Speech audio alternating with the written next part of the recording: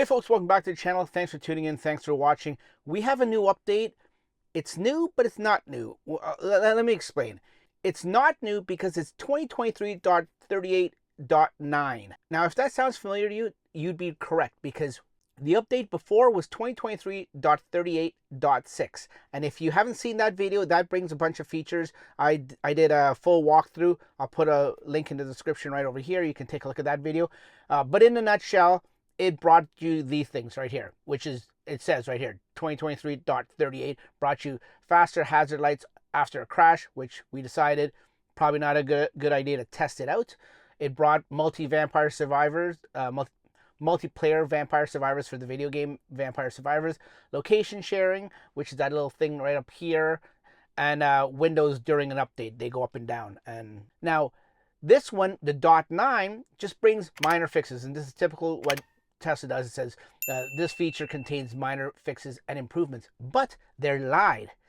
And the reason why I said it is different, because other than the updates and little bug fixes and stuff like that and improvements, there is more to it. Now, when I say they lied, they technically didn't lie, but they just didn't add it in here. But there is a big feature in here that they didn't mention that came out since 2023.38.8, and this .9 is just an improvement to it. And let me tell you what that feature is. So if you come down here in the far bottom left of the screen, you see a little blue dot over the icon for the settings. Now this little blue dot is a new feature that came in probably close to midsummer or something like that. It's a new feature that just tells you, just like your iPhone, if you're an iPhone user, you know that if there's a little blue dot, that means the app has been updated and there's new features. Tesla's doing the same thing. So if we click on the blue dot or the settings, we look here. Oh, we don't have to look too far. We see autopilot has a blue dot next to it. So if we click on the blue dot on autopilot, now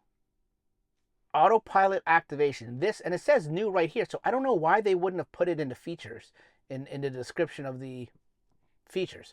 So anyways, it says autopilot activation, and if you click the little info card, it talks about auto steer, how it's in beta and all that stuff.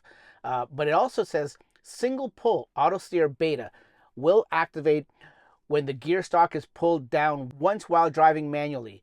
If the gear stalk is pushed up while auto steer beta is active, this feature will cancel and the car will return to manual driving. Double pull. Traffic aware cruise control will activate when the gear stalk is pulled down once while driving manually.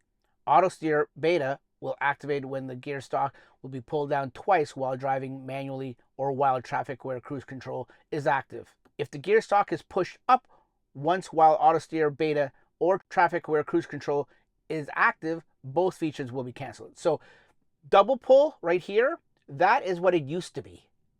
That's the old way. Single pull, that's the new feature. So if we come out of here, we can see you can keep it right now. It's defaults to double pull. That's exactly how it works now. But the new feature is if you click it to single pull.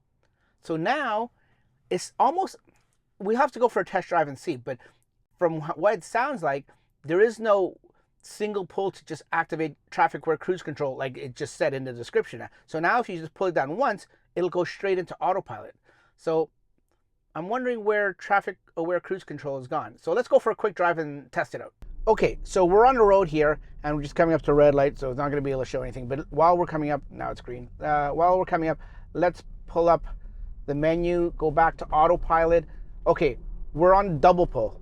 This is the old-fashioned way. So let's, when you just do one pull of the stalk on the right-hand side, okay, traffic aware cruise control comes on, and as you can see, we're doing 70. Now cars coming from, okay, so max 70, and we're just in traffic aware cruise control. If I double tap it, now we go into autopilot. So that's what the double pull means. So if we come out of it now, we're coming up to this red light, I'm gonna put it into single pull, the new feature, as we turn here. Okay, going into single pull now. It's good that you can change this while you're driving. You don't have to be in park like some of the autopilot features. Okay, so as we turn the corner here, we're in single pull. As you can see on the screen there, we go to activate it. Now, normally this would just put in traffic aware cruise control. But look, now we're in autopilot, just one single one. So it's taken away one pull, makes it a little easier. But as far as I can see, there's no way to put on just traffic aware cruise control. You'd have to go into the menu and put it on manually. So that could be, part of enhancements for, and see, as soon as I put my signal on, that's interesting. As soon as I put my signal on, traffic aware cruise control, which would normally work in a double pull, would stay on, and I'd be able to make a lane change. Now I can't. What happens the minute I put my signal on and tweak the wheel a little bit, or move the wheel a little bit, it actually turns off. That's interesting. So how I'd be able to put on traffic aware cruise control, I'll have to come here and go back to double pull, I think.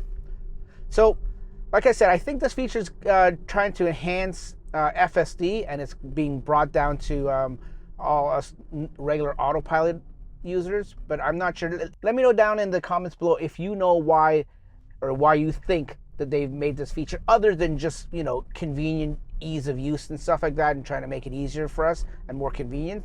Let me know if it has anything to do with FSD and then any connection with that. Thanks for watching, folks. If you see any other undocumented features like this one, I think this is the biggest one to the 0.9 update, let me know down in the comments below. Thanks for watching. We'll talk to you later. Bye-bye.